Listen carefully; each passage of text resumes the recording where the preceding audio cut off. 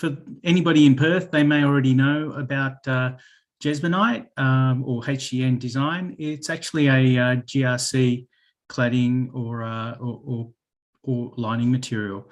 It's been used extensively in artwork, and if you're keen to have a look at Jesmonite, maybe drop into the HGN Designs website. I'll provide those links later on.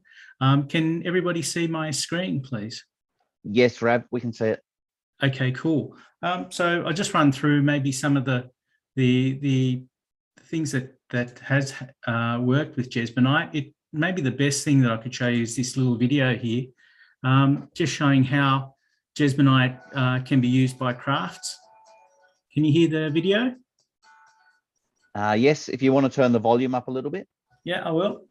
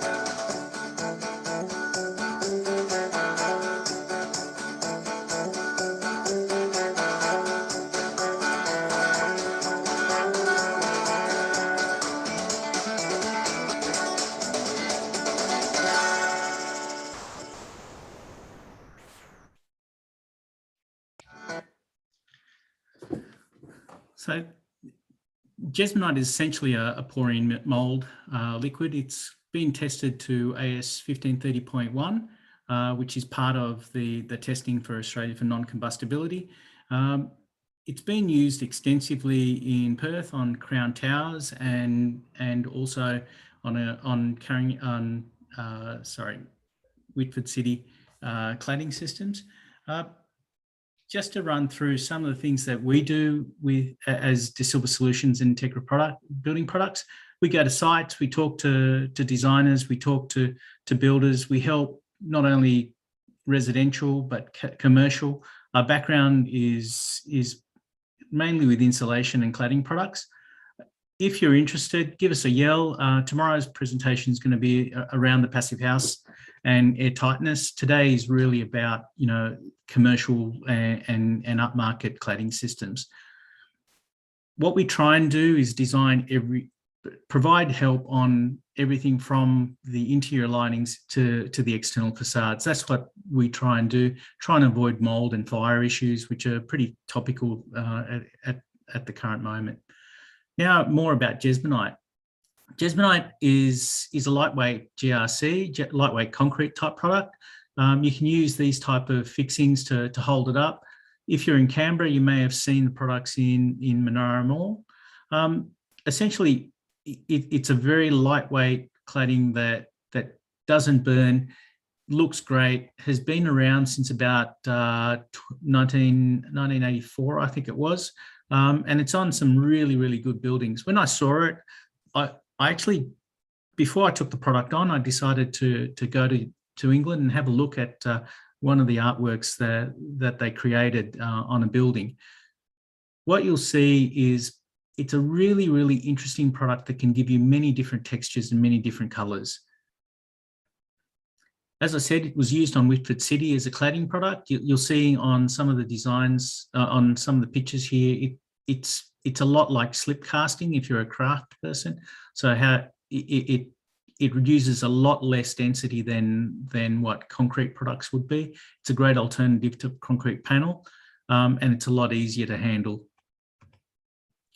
Like I said, I went to the London School of Economics and Politics just to see this artwork. It was already put in a fair while ago. And coming from a brick and masonry background, I understood that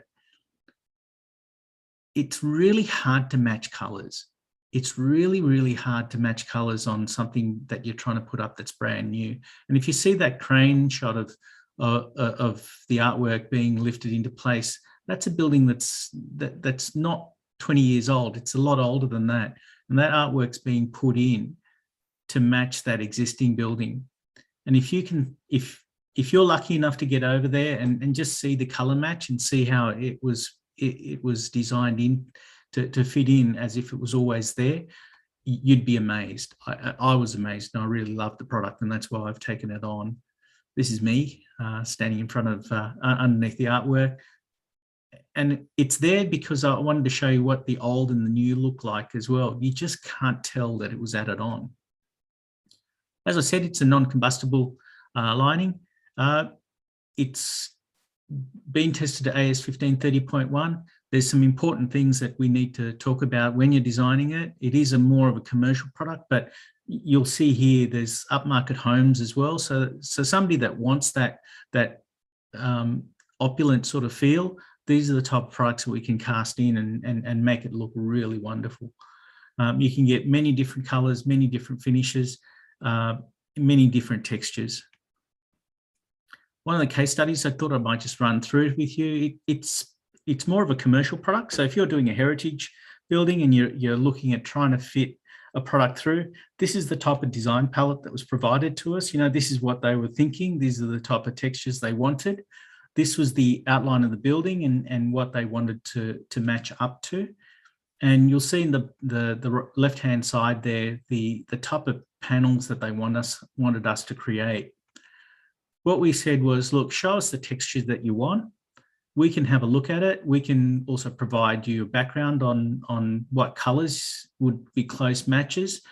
Just look at the RAL, the colour charts, and we can get something close to match with that. It's not rocket science. It's just really trying to get a colour palette and a texture palette. Then they asked, look, how can the panels run vertically or horizontally? We said either way, because it depends on your imagination. As I said, there's different textures and different finishes. Those panels are lifted into place by crane. But if you haven't got space, we could make it an easy lift for 2 men or 2 workers. It's important to understand that AS 1530.1 doesn't mean that you're not going to get any debris falling. So you need to consider some design warnings in there about what happens with debris. I was lucky enough when I went to the UK to go to France as well. It was one of those European trips that you always dream about. And unfortunately, I saw this building that had already been burnt. And I looked at how that was finished and the type of products that they had to use on the outside. This was not Jesmonite. It was more of an AAC type product. But you can see how the fire damage is there and how concrete has performed within that structure. What you can see is what I wanted to see was how did the fixings, the things that hold it into place, go, and they did pretty well.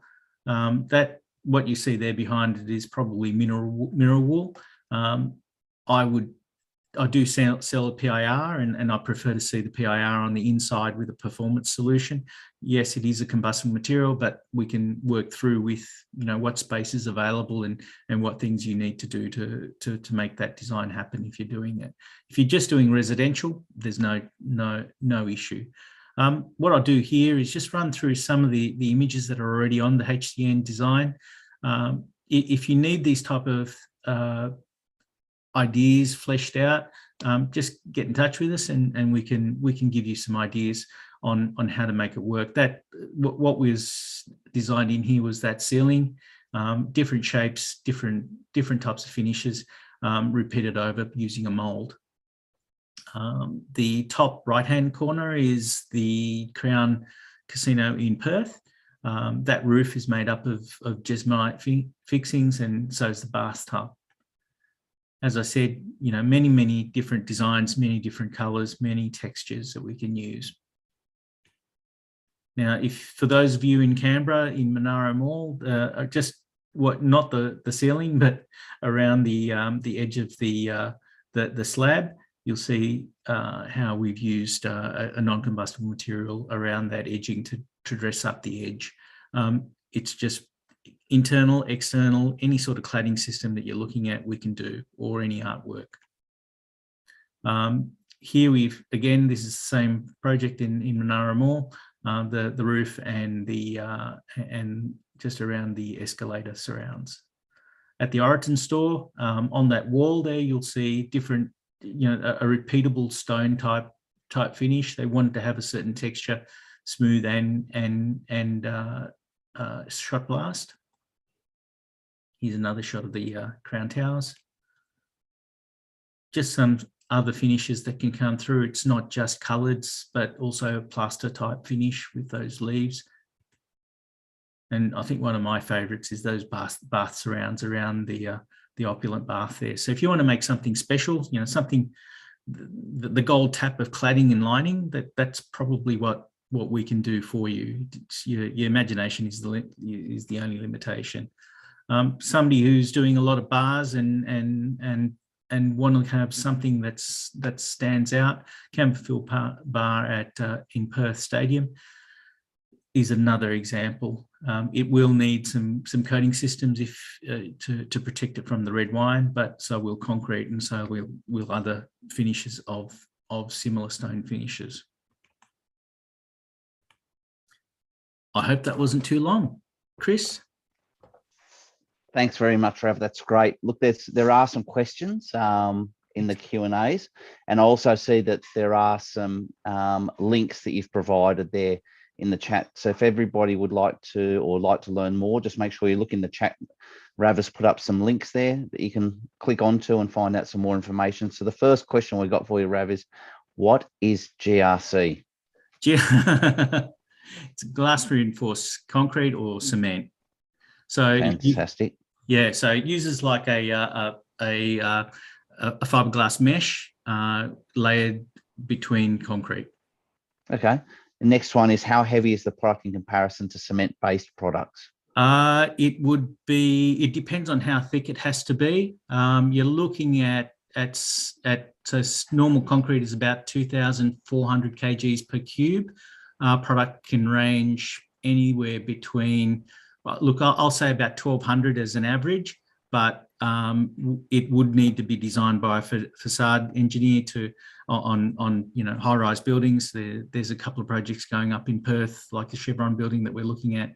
It went up on Whitford Cities, and it needed a facade engineer to help do the calculations. On your normal domestic, it's as heavy as a plaster product, 10 mil thick, so 1,200 kgs per. Yeah. So it's easy to obviously handle. It's not as difficult as having a slab of concrete. No, it's a lot easier. We can make the panels any weight that you need to handle, so long, we can make it small enough to carry at 20 kilos, or it can be lifted into place by forklift or crane. And Matt sent in a question, how durable is the product? Well, like I said, I've seen it in the UK, and it's as durable as any concrete product that I've seen ever. I made bricks for a living, and I have never seen a product as durable as this since coming out. So it is a concrete-based product. It's got fiberglass in it. There's projects in the UK, such as the Queen's Barge, I can show you photos of that. So it's made for marine environments. It is a concrete product, so it's very, very durable, long lasting, and the color stays because it's a body color. I was going to say, with the UV stability, with the color being within the product itself, it'd be a less chance of it fading, I guess, as well. Yeah, I don't know. Chris, can you see the HGN website? I'm just, all I can see is you at the moment, Rav. Yeah, so if you want me to share my screen again, yeah, that's fine. I can take you to that HGN website and show you some of the things that it's been on. I was amazed. Like I said, I went to the UK to have a look at that London Business School, and that artwork had not moved, and that picture was taken 2 years ago, and I believe that was done probably in about 2010-ish. While you're looking to put on your share screen, so we've got a question. What's the rough price guide for that on a cubic meter rate? If you're looking, it's probably around about $600 a cube for a larger project, but that's based on a 10 mil product. It's made so that to match up with colors and products that are difficult to get. And availability around Australia, Rav? It's made in Perth currently, but we can make it we can do it locally for big enough projects. We're actually looking at a couple of installers and manufacturers in Sydney. So if you've got a plastering works, we're looking for local guys to be able to use the material. It's a very simple mix for people who've made plastering products. Perfect. So I don't know whether you can see my screen. Yep, it's all on. Yeah, so I'm hoping that my clicks will work, but if you have a look at where and what's been made, it's being used quite a lot over in Perth because that's where the guys are based. I think the portfolio is one of those things that this is the one that really amazes me. When you look at some of that artwork, some of the guys in Perth may already recognise the life project that's there already, carrying out shopping centre, the Tea House Crown in Sydney. I haven't seen that yet, but I'm pretty keen to try and get in there. Rav, I'm not sure too many people would have seen that in Sydney yet. It's all in lockdown. That's right. That's right. Chris, if anybody's really interested, they can contact me or they can contact Jesmonite in Perth. Obviously, I'm doing this because I think it's a really, really great product, and it's something that works with facade systems that we're looking to build as well. Excellent. So look, I'm trying to see if we've got some more questions. So we've got the approximate. Okay, so everyone's wanting to know, Rav, where are you located? What's the beach that you're sitting on? Well, right now, the beach is something that I took straight off the internet. I was looking for the Sri Lankan one, but it was a little bit hard to find. But go to Zoom and have a look at beach videos for Zoom, and you'll find me on this same beach. You need to set up a fan in the background so you get your hair moving with the wind. Well, it's not a wig. If anything. All good. I don't think we've got any further questions, Rav. So thanks very much for your presentation. Thanks for the short notice in covering for the people overseas. So once again, if anyone's got any questions for Rav, get in contact with him. Have a look in our chat group there, and you will see that there is some website links for you to find further information. So thanks again. Happy International Building Designer Day to you, Rav, and all the other people around the world.